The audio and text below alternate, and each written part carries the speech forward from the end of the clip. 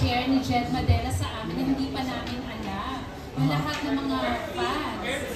Well, now I'm self-managed already. I handle my management now, and I know you. Yeah, and welcome to my world. I guess my world now is a new chapter in my life, and sa concert na to, I just wanna tell people the stories that I've been through, the stories that I want to tell them, and kasi it's gonna be a very personal concert talaga, kasi yun nga, as I mentioned earlier, kwentuhan talaga. And after the concert, I really do hope that when people leave Music Museum, they will understand more of what or who Jed Madela is. Hindi lang yung biriterong malakas ang boses. Ganon. So, there's more to what they only see on TV and hear on social media. So, doon nila magiging personal talaga. So, pwede ko ba mag-share ka sa amin ng little glimpse of mangyayari sa concert? Like, ano ba yung mga childhood mo, kwento ng iyong childhood? Pero kita Ete na tanong dito. Bago ka naging Jed Madela, when you were younger, mga ilang taon ka pa, mo na-discover na may talent ka in singing, tapos ano talaga yung gusto mong gawin sa buhay, paano ka na-inspire kumanta, maging champion?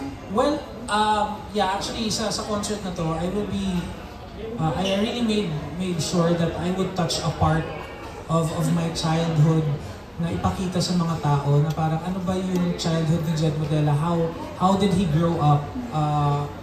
Kasi wala talagang ka-showbiz eh. I grew up in Iloilo, a very reserved family, and it was always school, house, church, school, house, yun lang. And the thought of me getting into showbiz was really non-existent. Wala talagang plano. Singing was just a hobby because I come from a musically inclined family. Everybody, we're all singers. We all sing. So parang no big deal sa amin. So it's just a hobby for everybody. Kung hindi kanta, may sumasayaw, may tumutugtog ng piano o gitara.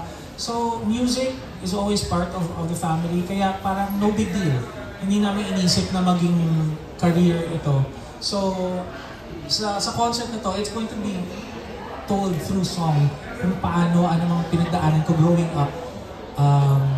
Ayun. And then, syempre Jed, at your age ngayon na 30-something. Wow. 26. No, I'm turning 47. Yes, I'm turning 47 this July. 46 lang. Pero Jed, marami siyang pinagtato. Maganda yung edad daw kayo. Baka gusto niya rin masabi yung 46 lang siya. Birthday din niya. Happy birthday. Ayun. Pero yung kaya Jed, maraming tatanong, at your age ba, ang career mo pa rin ang iyong focus? Or do you also dream of having your family at the right time? Meron ka bang ideal age for marriage? Or ano mga plano mo sa iyong pagtanda? Well, as of now kasi, as I mentioned kanina na 2023 was a year of a lot of changes. Na parang ang daming opportunities and ang daming doors na nabuksan for me. So, yeah, I think career will still be a priority. But hindi rin natin alam eh. Ako ayoko din kasing ipilit. I mean, things happen for a reason.